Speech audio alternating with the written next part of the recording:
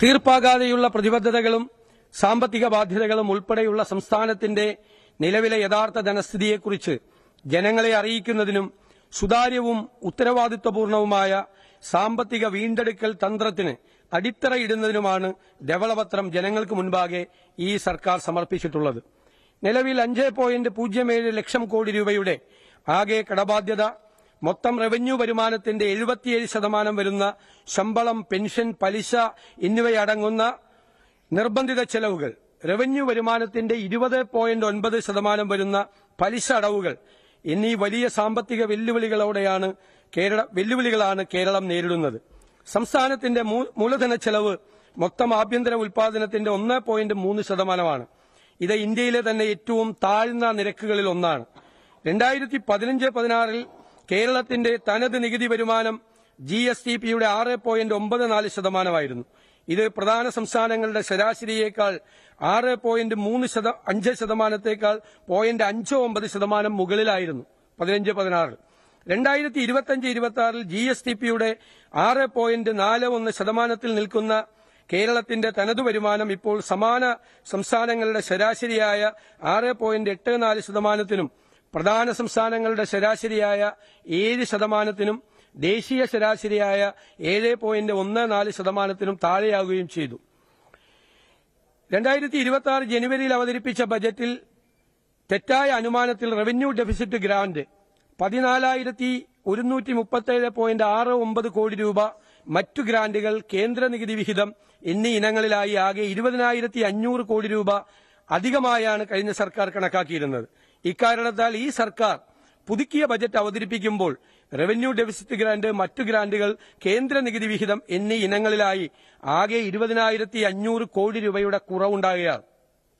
പ്രതീക്ഷിത വരുമാനത്തിലുണ്ടായിട്ടുള്ള ഈ ഗണ്യമായ കുറവ് കണക്കിലെടുക്കാതെയാണ് പദ്ധതി അടങ്കൽ 35,750 കോടി രൂപയായി മുൻ സർക്കാർ നിശ്ചയിച്ചിരുന്നത്.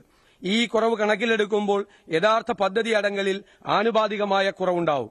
കൊടുത്തു തീർക്കേണ്ട ബാധ്യതകളിൽ ക്ഷാമബത്ത കുടിശ്ശിക ഇനത്തിൽ 21,670 കോടി രൂപയും, ക്ഷാമാശ്വാസ കുടിശ്ശിക ഇനത്തിൽ 14,387 കോടി രൂപയും, ബിൽ ഡിസ്കൌണ്ടിംഗ് വഴി ബാങ്കുകൾക്കും കരാറുകാർക്കുമായി നൽകാനുള്ള 3,431 കോടി രൂപയും, മാറ്റിവെക്കപ്പെട്ട 9,245 കോടി രൂപയുടെ മറ്റു ബാധ്യതകളും, കിഫ്ബിയുടെ 21,000 കോടി രൂപയുടെ വായ്പാ തിരിച്ചടവിന്റെ ബാധ്യതയും ധവളപത്രപ്രകാരം വ്യക്തമാക്കിയിട്ടുണ്ട്. കൂടാതെ പെൻഷൻ കമ്പനിയുടെ 17,279 കോടി രൂപയുടെ ബാധ്യതയും ചേർത്ത് 2026 മാർച്ച് 31 വരെ ആകെ 87,012 കോടി രൂപയാണ് ഈ സർക്കാരിന് നൽകേണ്ടി വരുന്നത്.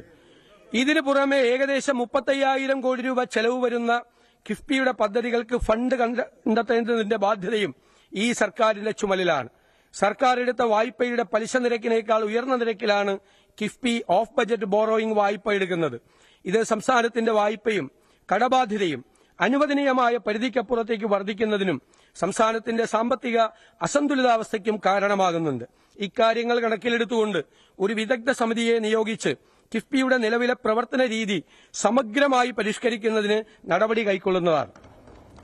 1/7/2024 മുതൽ നടപ്പിലാക്കേണ്ട ജീവനക്കാരുടെ ശമ്പള പെൻഷൻ പരിഷ്കരണം നടപ്പിലാക്കുകയും ലീവ് സറണ്ടർ ആനുകൂല്യം പുനഃസ്ഥാപിക്കുകയും ചെയ്താൽ ഇതിലും കൂടുതൽ ബാധ്യത ഈ സർക്കാരിന് ഏറ്റെടുക്കേണ്ടി വരും. പദ്ധതി അടങ്കൽ വർദ്ധിപ്പിക്കാതെ പദ്ധതി ചെലവ് പെരുപ്പിച്ചു കാണിക്കാൻ കഴിഞ്ഞ സർക്കാർ യഥാർത്ഥ പദ്ധതി കണക്കുകളിൽ കിഫ്ബിയുടെയും ചില പൊതുമേഖലാ സ്ഥാപനങ്ങളുടെയും കണക്കുകൾ ബജറ്റ് എസ്റ്റിമേറ്റിൽ ചേർക്കാതെ പദ്ധതി ചെലവിൽ ഉൾപ്പെടുത്തുകയുണ്ടായി. ഈ തെറ്റായ പ്രവണത പദ്ധതി ചെലവിന്റെ യഥാർത്ഥ വസ്തുത പ്രതിഫലിപ്പിക്കാത്ത സാഹചര്യം സൃഷ്ടിക്കുകയും സ്വതവേ ദുർബലമായ സാമ്പത്തിക സ്ഥിതിയെ കൂടുതൽ പ്രതിസന്ധിയിലാക്കുകയും ചെയ്തു. പശ്ചിമേഷ്യൻ സംഘർഷം ഉളവാക്കിയിട്ടുള്ള അനിശ്ചിതത്വം മൂലം പ്രവാസി പണത്തിൽ, റെമിറ്റൻസിൽ ഉണ്ടാകാൻ സാധ്യതയുള്ള കുറവും എണ്ണവിലയിലെ മാറ്റങ്ങൾ സൃഷ്ടിച്ച പണപ്പെരുപ്പവും സംസ്ഥാനത്തിന്റെ സാമ്പത്തിക പ്രതിസന്ധിക്ക് ആക്കം കൂട്ടിയിട്ടുണ്ട്. കേരളം കടുത്ത സാമ്പത്തിക പ്രതിസന്ധിയിലാണെന്ന ധവളപത്രത്തിലെ കണ്ടെത്തലുകളുടെയും മേൽ പ്രതിസന്ധികളുടെയും പശ്ചാത്തലത്തിലാണ് ഈ സർക്കാരിന്റെ പ്രഥമ ബജറ്റ് ഞാൻ അവതരിപ്പിക്കുന്നത്. സർ, ഇത്തരം കടുത്ത പ്രതിസന്ധികൾക്കിടയിലും ഈ സർക്കാർ പ്രഖ്യാപിച്ച 6 ഇന്ദിരാ ഗ്യാരണ്ടികളിൽ KSRTC ബസ്സുകളിൽ സ്ത്രീകൾക്കും ട്രാൻസ്ജെൻഡേഴ്സിനും സൌജന്യ യാത്ര, വയോജന ക്ഷേമ വകുപ്പ് രൂപീകരണം എന്നിവ സർക്കാർ ഇതിനോടകം നടപ്പാക്കിയിട്ടുണ്ട്. കൂടാതെ ആശാ വർക്കർമാർ, അംഗൻവാടി വർക്കർമാർ, ഹെൽപ്പർമാർ, പ്രീ പ്രൈമറി ടീച്ചർമാർ, ഹെൽപ്പർമാർ എന്നീ വിഭാഗങ്ങളുടെ ഓണറേറിയവും പാചക തൊഴിലാളികളുടെ വേതനവും വർദ്ധിപ്പിച്ചിട്ടുണ്ട്. ആരോഗ്യ വിദ്യാഭ്യാസ മേഖലകളിൽ നിക്ഷേപങ്ങൾ വർദ്ധിപ്പിച്ചുകൊണ്ട് കേരളത്തെ ഒരു ഡെസ്റ്റിനേഷൻ പോയിന്റാക്കി ഉയർത്തുകയാണ് സർക്കാരിന്റെ പ്രാഥമിക ലക്ഷ്യം. സർ, സംസ്ഥാനത്തിന്റെ ജനസംഖ്യയിൽ ഘടനാപരമായ മാറ്റം സംഭവിച്ചുകൊണ്ടിരിക്കുകയാണ്. ഡെമോഗ്രാഫിക് ചേഞ്ചസ് ആണ്. ഡെമോഗ്രാഫിക് ഡിവിഡന്റായി മാറിയിരിക്കുന്ന യുവാക്കളുടെ എണ്ണം സംസ്ഥാനത്തിന്റെ ജനസംഖ്യയിൽ കുറഞ്ഞു വരികയാണ്. ഇതുകൂടാതെ യുവാക്കൾ തൊഴിൽ തേടി വിദേശ രാജ്യങ്ങളിലേക്ക് കുടിയേറുന്നുണ്ട്. ജനസംഖ്യയിൽ ഉണ്ടാകുന്ന ഘടനാപരമായ മാറ്റം സംബന്ധിച്ച് ഒരു സമഗ്രമായ പഠനം അനിവാര്യമാണ്. സംസ്ഥാനത്തിന്റെ സമ്പദ് വ്യവസ്ഥയ്ക്ക് മുതൽക്കൂട്ടാകേണ്ട വിദേശത്തേക്ക് തൊഴിൽ തേടി പോകുന്ന യുവാക്കൾക്ക് മികച്ച വിദ്യാഭ്യാസവും തൊഴിലവസരവും നൽകിക്കൊണ്ട് അവരെ സംസ്ഥാനത്തിന്റെ വികസനത്തിൽ പങ്കാളികളാക്കേണ്ടതുണ്ട്. അതോടൊപ്പം ജനസംഖ്യ ആനുപാതികമായി വർദ്ധിച്ചുവരുന്ന വയോജനങ്ങൾക്ക് സംസ്ഥാനത്ത് ആവശ്യമായ മികച്ച സൌകര്യങ്ങൾ ഒരുക്കുന്നതിനോടൊപ്പം അവരുടെ കഴിവും പരമാവധി പ്രയോജനപ്പെടുത്തിക്കൊണ്ട് ഒരു സിൽവർ ഇക്കോണമിയും സൃഷ്ടിക്കേണ്ടതായിട്ടുണ്ട്. സംസ്ഥാനത്തിന്റെ സാമ്പത്തികമായ പരാധീനതകളും ഘടനാപരമായ മാറ്റങ്ങളും പരമ്പരാഗത മാർഗങ്ങളിൽ കൂടി മാത്രം പരിഹരിക്കാൻ സാധിക്കുകയില്ല. ആധുനികവും നൂതനവുമായ മാർഗങ്ങളിലൂടെ സമ്പദ് വ്യവസ്ഥയെ ഉത്തേജിപ്പിച്ച് വിവിധ മേഖലകളിൽ വൻകിട നിക്ഷേപം ആകർഷിച്ച് ഖജനാവിൽ പണം സമാഹരിച്ചുകൊണ്ട് ആ സമ്പത്തിന്റെ നീതിപൂർവമായ വിതരണം, ഇക്വിറ്റബിൾ ഡിസ്ട്രിബ്യൂഷൻ ഓഫ് വെൽത്ത് ഉറപ്പാക്കാൻ ഈ സർക്കാർ പ്രതിജ്ഞാബദ്ധമാണ്. ഈ ലക്ഷ്യം സാക്ഷാത്കരിക്കുന്നതിനായി സർക്കാർ നടപ്പിലാക്കാൻ ഉദ്ദേശിക്കുന്ന സ്വപ്ന പദ്ധതികളെക്കുറിച്ചാണ് ഞാൻ ഇനി വ്യക്തമാക്കാൻ പോകുന്നത്. സർ, മിഷൻ സമുദ്ര.